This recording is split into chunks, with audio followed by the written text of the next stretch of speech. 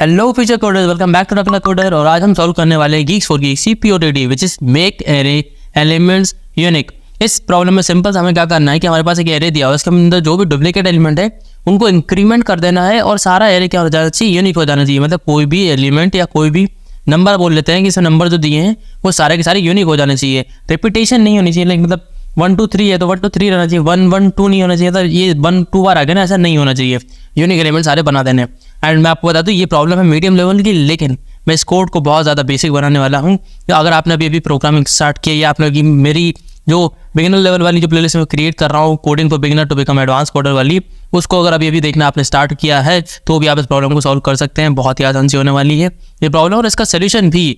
सो जुड़े रहे मेरी इस वीडियो में एंड तक, आप पूरा इंटैक्ट हो जाएगा कि इस पर्टिकुलर प्रॉब्लम को सॉल्व कैसे करना है। So let's start this particular video. And हमें आ जाना है गूगल पर एंड सर्च कर लेना है GFG problem of the day. Then हमारे पास जो फर्स्ट लिंक आ रही है उस पर हमें करना है क्लिक। एंड फर्स्ट प्रॉब्लम पर क्लिक करने के बाद हमारा जो प्रॉब्लम ऑफ द डे का पेज है वो हमारे सामने आ जाएगा। एंड हमारी जो 11 नवंबर की प्रॉब्लम है मेक एरे एलिमेंट्स यूनिक, उस पर सॉल्व प्रॉब्लम पे हमें क्लिक करना है। हमारी जो आज की प्रॉब्लम ऑफ द डे है वो हमारे सामने आ जाएगी। जैसा कि अपनी सारी वीडियोस में समझाता हूँ कि एक प्रॉब्लम को ऑनलाइन कोडिंग प्लेटफॉर्म पर या जनरली भी हम कोई प्रॉब्लम सॉल्व करने जा रहे होते हैं, हमें करना क्या होता है, सबसे पहले जानना होता है कि उसकी प्रॉब्लम स्टेटमेंट क्या है। उसके बाद हमें समझना होगा कि उसमें जो एग्जांपल दिए हैं उनसे कि एक्चुअली उसका क्या लॉजिक हो सकता है, what can be the logic to solve this particular problem.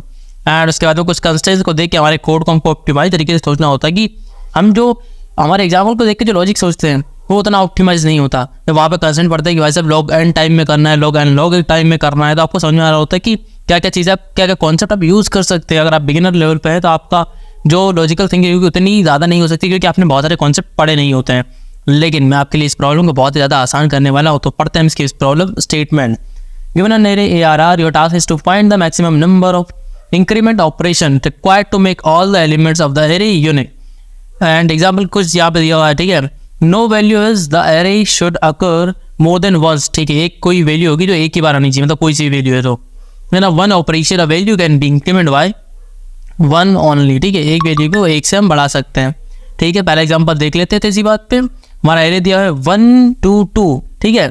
अब मैंने क्या किया यहाँ पे, देखो इसका आउटपुट क्या आ रहा है, 1 आ रहा है हमारा, ठीक है। आप इसका एक्सप्लेनेशन देख लेते हैं। If we increase array of 2 by 1 then the resulting array become 1 2 3 and has all unique values, hence the answer is 1 in this case, ठीक है। तो उसने क्या बोला था को 1 2 2 दिया हुआ, तो उसने क्या किया लास्ट वाले को 1 से इंक्रीज कर दिया। तो हमारा आउटपुट क्या हो गया 3, सॉरी हमारा आउटपुट क्या हो गया 1, मतलब लास्ट एलिमेंट क्या हो गया 3 हो गया। सेकंड एग्जांपल देख लेते हैं। हमारा सेकंड एग्जांपल क्या है भैया, यहाँ पे दिया हुआ है मेरा एरे में दिया है 1 1 2 3 दिया हुआ, आउटपुट क्या है 3 आया। मतलब बोला if we increase array of 0 by 3 then all array element will be unique, has the answer is 3 in this case, okay। Next वाले में देख लो कि सारे यूनिक ही है भाई, 1 2 3 4 5 मान लो, 5 4 3 2 1 मान लो, सब यूनिक ही है, कोई दिक्कत नहीं है। 0 आउटपुट आ गया भाई, कोई यूनिकनेस है, मतलब फर्क है, हमको कुछ नहीं करना है इसमें। यहाँ पे कंस्टेंट देख लेते हैं कि एरे का जो साइज होने वाला है 10 to the power 6 हो सकता है, एरे का जो पर्टिकुलर एलिमेंट है वो भी 10 to the power 6 हो सकता है। इसका मतलब क्या इंटीजर में वैल्यूज आ सकती है, डोंट वरी अबाउट, हमें सोचना ही नहीं है कि हमें लॉन्ग डेटा टाइप लेना है, क्या लेना है, हमारा सिंपल है कि इंटीजर में हो सकता है। आप टॉपिक टैग देख लेते हैं कि इससे क्या होता है, हिंट मिल जाती है कि आप क्या क्या चीज़ इसमें यूज़ कर सकते हो। तो एरेस यूज़ कर सकते हैं हम, हैश मतलब हमारा जो मैप होता है, ठीक है, C++ में, और हैश मैप होता है हमारे जावा में, और हमारी पाइथन में होता है डिक्शनरी, ठीक है। और शॉर्टिंग एल्गोरिथम लगा शब्द शॉर्टिंग लगा सकते हैं, डेटा स्ट्रक्चर है इसमें एल्गोरिथम, ठीक है। ये टॉपिक टैग इसके लिए। नीचे कॉम्प्लेक्सिटी देख लेते हैं, एक्सपेक्टेड कॉम्प्लेक्सिटी क्या है हमारी, एन लॉग एन, मतलब यहाँ पे शॉर्टिंग लगाने वाले हैं हम वैसे भी, तो यहाँ पे हिंट मिली गया हमको टाइम कॉम्प्लेक्सिटी से क्या हम शॉर्टिंग लगा सकते हैं। एंड एक्सिलरी स्पेस दिया हुआ 1, ठीक है, मतलब एक्स्ट्रा स्पेस यूज़ नहीं करना है, ठीक है, समझ चुके हैं हम। अब बात कर लेते हैं इस प्रॉब्लम को सॉल्व करना कैसे। देखो मैं फर्स्ट एग्जांपल अब पे आ गया हूँ, मैं अपनी अप्रोच समझाता हूँ। तो मैं क्या करूँगा, देखो मैंने आया 1 को चेक किया, ठीक है। अब मेरा मैक्सिमम एलिमेंट कौन है, 1 है। मैंने देखा कि 1 के पीछे कोई नहीं, मतलब मैक्सिमम 1 है, कोई बात नहीं, आगे आ जाओ। अब 2 को देखा, मेरा जो ये 2 है ना वो इस वाले एलिमेंट से बड़ा होना चाहिए, ठीक है। इस वाले एलिमेंट से बड़ा है, ठीक है, बड़ा है तो कोई बात नहीं, आगे चलो भैया, आगे आ गए। अब मेरा मैक्सिमम कौन हो गया, ये वाला एलिमेंट होगा मैक्सिमम 2। अब आ गया है, देखा ये, अरे भाई साहब ये तो मैक्सिमम के बराबर हो गया, ऐसा मत करो। तो हमारा मैक्सिमम 1 है 2, उसमें एक ऐड करो और इसको रिप्लेस कर दो उससे, ठीक है। और हमारा जो आंसर उसमें क्या करना है, ये जो हमारा मैक्सिमम प्लस 1 है उसमें से माइनस कर देना है, इसको जो भी आएगा आंसर प्लस कर देना है। तो यहाँ पे मैक्सिमम कितना जाएगा 3 हो जाएगा, ठीक है। 2 + 1 3 कर देंगे, 3 - 2 कितना होगा 1, तो आउटपुट में कितना जाएगा 1। नेक्स्ट वाला देख लेते हैं, ऐसे ही करके 1 1 2 3 दिया और, ठीक है। अब इसे सिंपल समझ सकते हो कि मैंने 1 और 1 कट देखा, दोनों सेम थे, हमारा मैक्सिमम यहाँ पे 1 था। अब इसको चेंज करेंगे 2 में, तो जो 2 में चेंज कर रहे हैं और जो एक्चुअल है उसका डिफरेंस कितना है, 1 है। तो आंसर अभी कितना हो गया, 1 हो गया, ठीक है। अब यहाँ पे 2 हो चुका है, अब यहाँ पे 2 और 2 सेम हो रहा है, तो इस वाले में एक इंक्रीमेंट करने के मतलब 3 और 2 हो जाएगा। डिफरेंस कितना आएगा, 1, फिर से 1 ऐड कर दे, कितना हो गए, 2 हो गए। उसके बाद अब ये हमारा कितना है, 3 है यहाँ पर, ठीक है। 3 और 3 सेम आ गया है, एक इंक्रीमेंट करो मतलब कितना हो गया, 4, 4 माइनस 3 कितना आएगा, 1, मतलब 1 + 1 + 1, 3 बार 1 आ गए थे, मतलब आंसर कितना आ गया, 3। और आप देख सकते हैं आउटपुट कितना, 3। तो आप मुझे लगता है जहाँ तक अप्रोच को थोड़ा बहुत समझ चुके होंगे। तो मैं कोड एडिटर पे आ जाता हूँ। कोड एडिटर पे आने की बात करता हूँ तो भागने की जरूरत नहीं है। अगर आप बिगिनर है तो ये कोड बहुत ही बेसिक होने वाला है, आपको इजीली समझ में आ जाएगा। सबसे पहले आपको करना क्या है, सबसे पहली चीज़ है आपको शॉर्ट कर लेना है ताकि असेंडिंग ऑर्डर में रहे। तो मैं आगे वाले एलिमेंट को कंपेयर करूँ तो भाई इजीली काम हो जाए हमारा, ठीक है, कि इक्वल वाला एलिमेंट आएगा। तो मैं शॉर्ट कर लेता हूँ पहले, ठीक है। शॉर्ट कैसे करेंगे, एरे डॉट बिगिन लिख देंगे हम।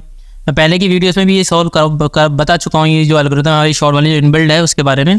तो एरे डॉट शॉर्ट कर दिया एंड एरे डॉट मतलब बिगिन और एंड कर दिया, मतलब स्टार्टिंग और एंडिंग पॉइंटर दे दिया हमने कि भाई यहाँ से यहाँ तक शॉर्ट कर दो। तो ये भाई साहब एक्चुअली एंड की स्पेलिंग, ठीक है। तो अब ये क्या कर देंगे, यहाँ से यहाँ तक शॉर्ट कर देंगे, ठीक है। अब इसके बाद बात करते हैं हम, क्या बात करते हैं, शॉर्ट कर दिया मैंने। अब इसके बाद करना क्या है, हमें चेक करना आगे पीछे एलिमेंट, ठीक है। तो मैं यहाँ पे बना लेता हूँ, क्या बना लेता हूँ, कुछ बनाने की जरूरत नहीं है। यहाँ पे सिर्फ हमारा एक लॉन्ग करके एक आंसर बना देंगे, ठीक है, क्योंकि सबमिशन ले रहा हूँ, पॉइंटर पता नहीं कितने हो सकते हैं भाई। तो अब मैं यहाँ से एक लूप लगा लेता हूँ, सिंपल इंट i = 1 से सेमीकोलन i <, हमारा एरे डॉट साइज ले लेते हैं हम यहाँ पे, एरे डॉट साइज -1 कर लेते हैं, ठीक है। Array dot size -1 semicolon i++, simple loop लगा लिया मैंने, ठीक है। अब इसके बाद में -1 लगाने की जरूरत नहीं थी यहाँ पे, ठीक है, साइज तक ही चलाना, -1 लगाने की जरूरत नहीं। लास्ट वाला एलिमेंट का भी चेक करना पड़ेगा भाई।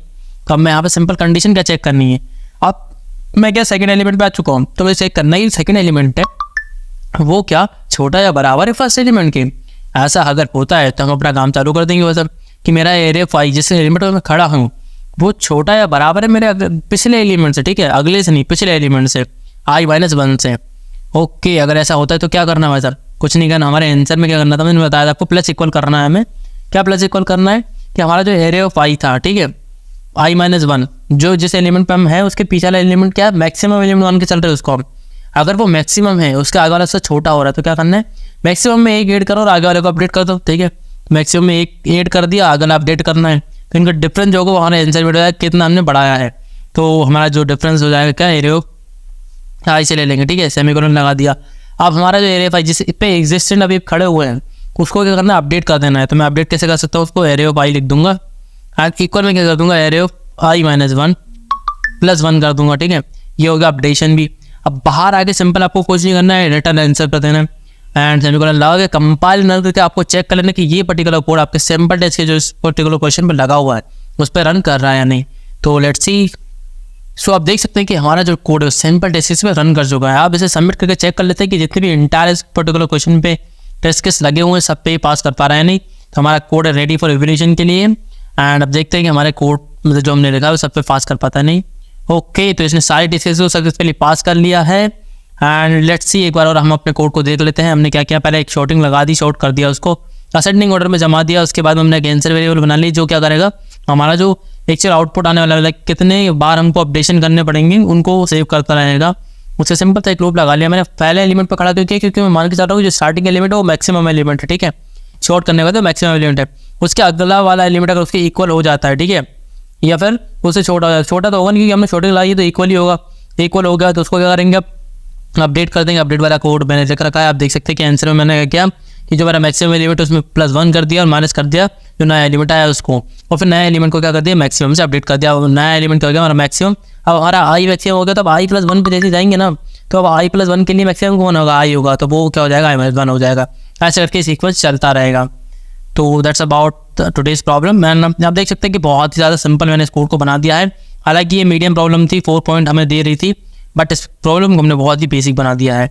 So thank you so much for this particular video and if you really like this particular video please do consider subscribe and जुड़े रहे मेरे साथ इस पर्टिकुलर सीरीज में। हम सारे जितनी भी हमारी POTT आने वाली है Geeks for Geeks सबको सॉल्व करेंगे। साथ में मैं बिगिनर से लेकर एडवांस वाली प्लेलिस्ट भी चला रहा हूँ। इसमें आप अगर इनिशियल स्टार्टिंग कर रहे हैं, बिगिनिंग में है कभी कोडिंग की, तो आप उसको भी वॉच कर सकते हैं। एंड 300 डेज तक कोडिंग चैलेंज भी मैं आपको चला रहा हूँ, जहाँ पर अगर 300 डेज में मैं किसी एक दिन भी रुकता हूँ, किसी एक दिन भी वीडियो अपलोड करने से रह जाता हूँ तो मैं टकला हो जाऊँगा। So you can watch all these playlists and also pattern predicting की भी playlist में कंटिन्यू कर रहा हूँ तो आप वो भी वॉच कर सकते हैं। Thank you so much once again.